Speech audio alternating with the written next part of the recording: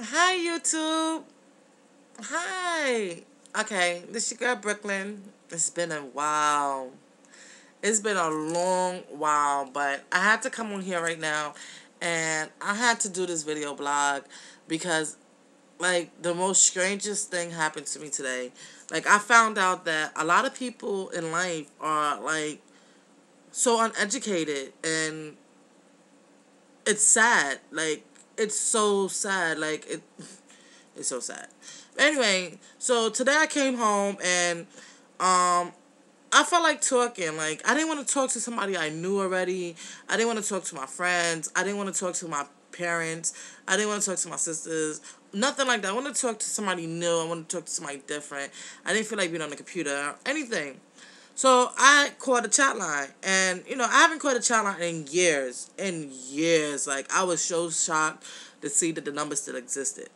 So I get on the chat line, and I'm talking or whatnot, and somebody, like, I did my greeting, and basically in my greeting I said I'm monosexual. So this is where it all triggered from, and people started saying, well, what's monosexual? Monosexual. You know, red flags went up. So basically, some guy, who's on the lesbian side of the chat room is like, oh, you must be ugly because you're monosexual. I never heard of the word. I'm like, where do ugly and monosexual coincide with each other? So I paid it no mind because I'm like, okay, you're a dude. I really don't care what you think. You know, I'm not trying to prove anything to you. I can care less. I mean, you don't exist to me. Like, I don't even see you right now. I don't see you. Like, where you at? I don't see you. So anyway, he decided that he was going to turn around and do an ad about me being monosexual. So I happened to heard the ad or whatever, and I found it funny. I started laughing. I was cracking up, whatever. And the reason why I was laughing and cracking up because it showed to me that people, when they don't know what something is and they're afraid of something, they make fun of it. And if you think back in the days when we was kids, when we seen something we didn't know and we was afraid of it, we used to snap jokes on it. Like if it was a person, like nerds. Everybody know we got on nerds in school. Everybody got on a nerd. If you was considered smart, you was made fun of in school, And it wasn't because you was smart. It was because people feared you, and deep down inside they didn't know no other way to express that. So they made fun of you. You know what I'm saying? And, it's sad. It's really sad because instead of you sitting down trying to figure out what something is and finding out information on it and getting to know something, we judge it and make fun of it and we automatically outcast it. So basically, I was like outcasted because I'm monosexual. Now, what is monosexual? Okay.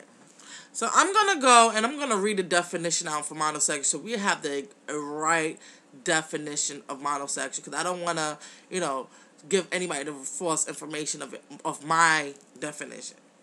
According to the Urban Dictionary, I'm even going to go to the Urban Dictionary for y'all. According to the Urban Dictionary, there's 3 definitions for monosexual. And they all technically mean the same thing, but I'm going to read off each one. Monosexual. Number 1. A person whose sexual preference is one sex. It can be heterosexual or homosexual. Number 2. A person who has sex only with themselves. No one I know can satisfy me, so I am monosexual. Number 3. A person who chooses to be single, i.e., they only have sex with themselves. What's wrong? You tell me anywhere in those 3 meanings where I said something that was wrong about being monosexual. I didn't say, oh, when you're monosexual, you're going to die with a disease. I didn't say if you're monosexual, you're a transsexual. I didn't say if you was monosexual, you're never going to get a date. All I said is that if you're monosexual, like I consider myself to be, that you don't sleep around. And why am I wrong for not sleeping around? You know, have people paid attention to statistics and the percentage of diseases out here? Like, I'm 27, and right now I'm at that prime age where a lot of diseases are caught. Between the ages of 21 to 30, for African Americans, females, it's very easy to seem like to catch a disease. It's like a lot of people within that age range that have, whether it's AIDS, gonorrhea, syphilis, chlamydia, herpes, the list goes on. That's just like the major stuff. You know what I'm saying? I choose to protect myself from that because I don't want to be in that category. I don't want to have to take medications for the rest of my life. I don't want to have to rub a cream on something for the rest of my life. So I choose to take precautions, and because I take precautions, I'm judged on that, and I can't believe that. That's like so crazy to me. So crazy.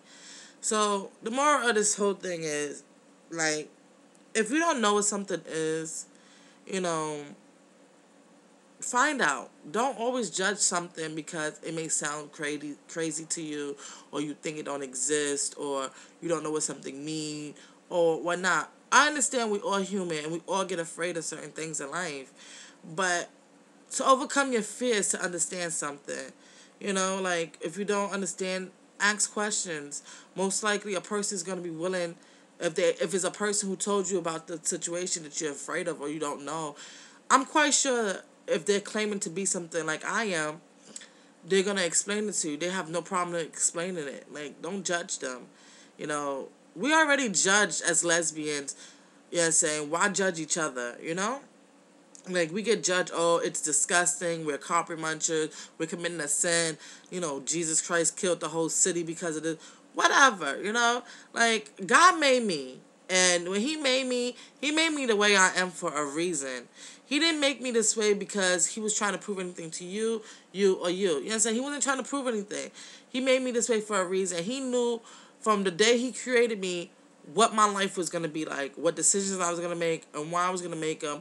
And he's going to accept me for who I am, not for who you want me to be, or anybody else. That's how you got to look at it. Anytime somebody point a finger back at you, my dad always told me this. Every time somebody goes like this to you, there's always 3 more. You see? These 3, 1, 2, 3, points back at you. So whenever somebody point a finger at you, just tell them, for every one you point at me, it's 3 more pointing back at you. So don't throw stones at my house if you live in a glass one too.